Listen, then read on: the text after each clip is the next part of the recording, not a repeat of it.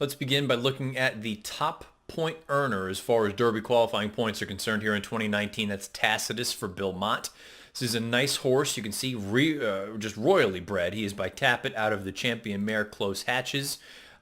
He was really impressive as a 2-year-old. He had only won one of his 2 lifetime starts, but there was reason to think, not just from a pedigree standpoint, but the way that he moved, that there was some upside here. I said leading into the Tampa Bay Derby when I previewed that race here, and you can find that pod going way back into the archives, that the move that he made rounding the far turn in both his career debut at Belmont as well as his run at Aqueduct, while I thought he was still green, a bit of an uncommon move for a 2-year-old at that point. So clearly he was showing that there might be some reason to believe that there was bigger and better things still to come for him. Still, coming off of such a long layoff, first start against winners, shipping out of New York, and I know he was based down in South Florida, but he was racing outside of New York for the first time, going 2 turns for the first time, a lot of things being thrown at Tacitus in his seasonal debut. We're going to go back to the Tampa Bay Derby. Now keep in mind, this is a day that Timeform US had the main track color-coded slightly red, or the light red, meaning slightly speed-friendly. You're going to see back here, this horse with the cursor, that is Tacitus. He's the big gray. He's under an all-out drive, so it's not a visually impressive sort of situation here. It looks like he might be in some deep water, but given the potential with the track playing against him, maybe you want to be a little bit kind. Although on the flip side, look at these fractions. For the opening quarter, 22, just a shade under 22 and 4, 45 and 4 for a half mile. We'll let the tape run. And the thing for me, I've spoken about the Tampa Bay Derby as a whole. It's difficult for me to really sit here and say I think this is a great race, but I think there are races where the top 2 or 3 finishers can run well while the rest of the field can be subpar at best. You're going to see that purple cap right now down on the inside. That's Tacitus weaving his way through. Win is on the far outside. You've got a couple other horses. Outshine for Pletcher in the black cap between horses. There are some decent enough horses. I just don't know that any of them are superstars outside of Tacitus. Now, I've also said, and don't get me wrong, I like win. I've made that clear. But there is that part of me that says he needs to really prove that he belongs in this upper echelon as far as Derby contenders are concerned. But that was a good starting off point for Tacitus. Still a little bit on the green side, asked pretty far from home, needed to really get into it. You figured he would need one more race before. They weren't going to just throw him into the Derby on that. 1, because he might need more points. But 2, he's the kind of horse that probably needed a little bit more seasoning. So fast forward a month, we ship up to Ozone Park, we ship up to Aqueduct.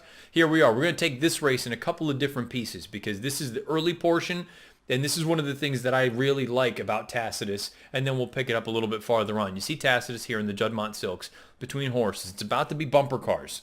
Okay, they're about to be absolutely slamming and banging off of one another. We'll run that back just because of the old computer. Here we go. Bouncing off of one another.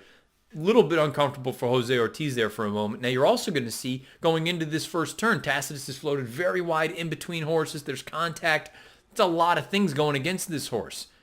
We're going to fast forward here a little bit further, rounding the far turn. This is when you start to look at him and say, okay, he's finally hitting his stride. The issue early on, that didn't really sort of deter him at all. He wings out here, and he comes with this big bid, and he runs down a nice horse and tacks. Now, he's going to lean in down the lane, but I don't want to hold that against him. I think he overcame a lot, and usually we talk about the Derby. It's not going to be the cleanest situation. Very unlikely anyway. There's going to be some sort of adversity thrown at some of these horses. And I think there's some decent horses running in this race. I do like Tax. I think he's very honest. You see High Cal coming from the back of the pack. But what Tacitus had to deal with early on, coupled with the way that he came with that big, long, sustained bid, coupled with the fact that that was only his 4th lifetime start, second off the bench, and now he has shown that he can win basically, I don't want to say all over, but he's won at 2 different racetracks. He has 2 wins at Aqueduct, and he's got 1 at Tampa Bay. They're very different, it would seem, seemingly surface type. Some horses handle Tampa Bay down, some of them don't. Some horses like Aqueduct a little more than other tracks in New York, but it's just one of those things to me now, distance-wise, it doesn't feel like that's an issue. He's battle-tested. I like that he can be bounced around and he's not going to shut it down or sort of shy away from going on with it.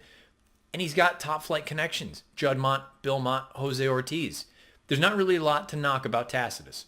Price-wise, he's going to be one of the favorites in here, but I have a funny feeling the horse we'll talk about next is going to be the favorite come post time. Tacitus He's a very exciting prospect, not just for the Derby, but going forward because of his pedigree, because of his connections, and because of what he's accomplished in a very short amount of time. He earned the most qualifying points leading into the Kentucky Derby. We'll find out if that continues on and he can add to sort of his accolades at this point. He's a dual Grade 1 winner. He's going to look to get that Grade 1. He's a dual Grade 2 winner. He's going to look to get that Grade 1 the first Saturday in May in the Kentucky Derby. The number one horse as far as points are concerned, Tacitus. You have to view him as a major player for the Kentucky Derby.